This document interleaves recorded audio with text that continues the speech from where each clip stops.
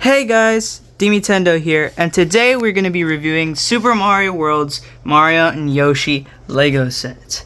So it's by Lego. It's an 18 plus set, so I shouldn't have it, but I have it.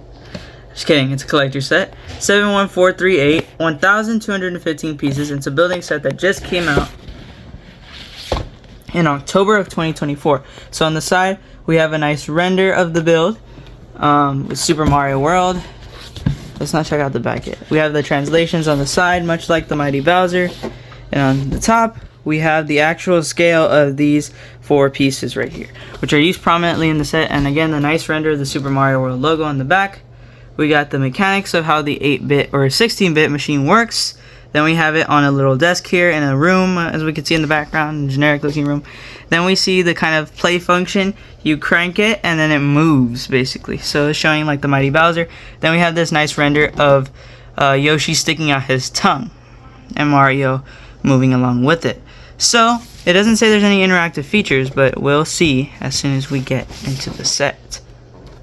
So looking at our set close up out of the box, we see that we've built Super Mario and Yoshi. You can tell he's super because he has a cape. And there are some movable parts on Mario, thanks to a couple of Technic pins from the back. And also, in general, just some engineering.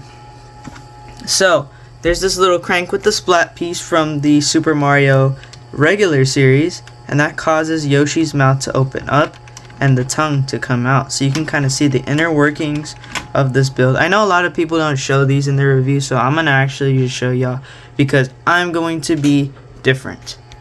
And so the cape also moves because it's stuck to that pin right there, and it also moves because of this crank.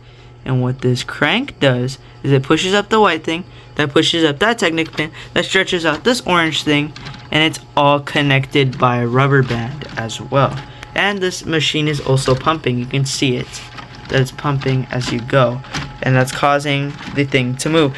But we all want to see it up front, right? So we see that this is looking just like the Mario World ground, and now you just,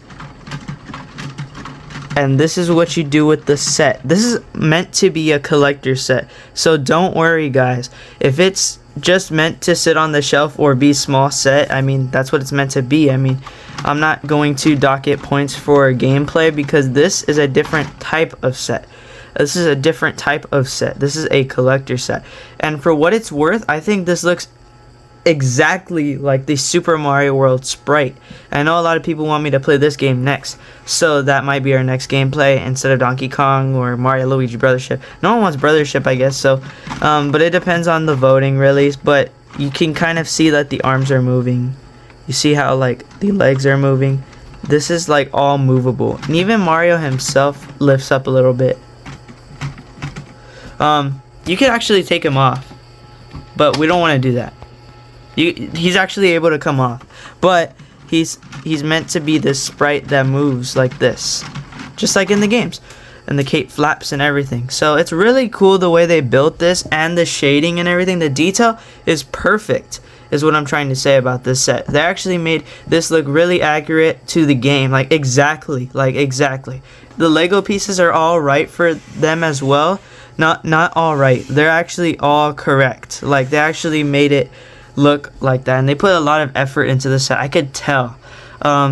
This set is pretty cheap as well. The one thing I do not like is that these are not flattened down like the front. So you can see the front here.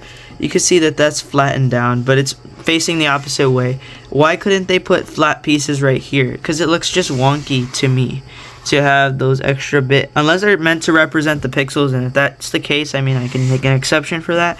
But I don't like that all this stuff is exposed here. You can kind of just see more. That's where dust gets in. They could have put a couple extra blocks in here to like fill the gaps, but I guess you get what you get and you don't throw a fit. But there is one thing that I told y'all. Is there an interaction in the set? Yes, because there is a tile right there, and it features a Yoshi coin from the Super Mario World series. So what you do is you put it on the side, and you have your figure. I'm gonna get it real quick. Well, since I couldn't find Mario anywhere around, I'm pretty sure I'll find him, but I'll use Luigi instead because Luigi was also a second player in this game. So let's see what it looks like on Luigi's end. Maybe they changed the sprite from Mario to Luigi for Luigi. You put him on the studs. He just says, "Hello, Mario." Hello, Mario. And so a little cutscene plays on the screen. You see it? And you have to keep the crank turning. That's part of the thing.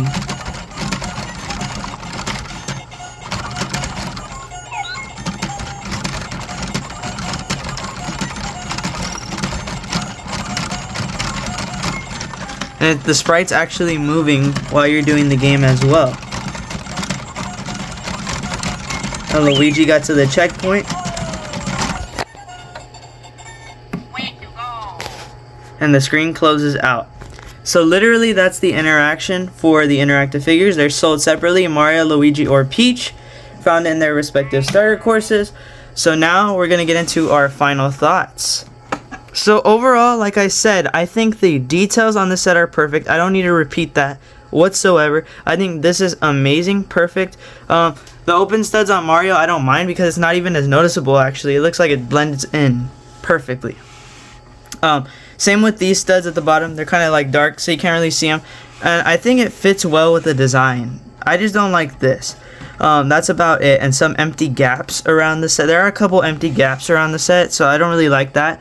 But I do love the interaction, and this set's even more fun when you get the Mario, Luigi, or Peach interactive figures. Trust me.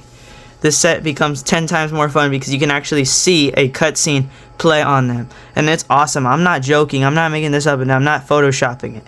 I'm for real here. So anyways, I'm going to give this set a rank of A. I think this set does an exemplifying job of representing what Super Mario World is like. Same with the NES, but I haven't reviewed that because I haven't gotten the set, so I can't really review it.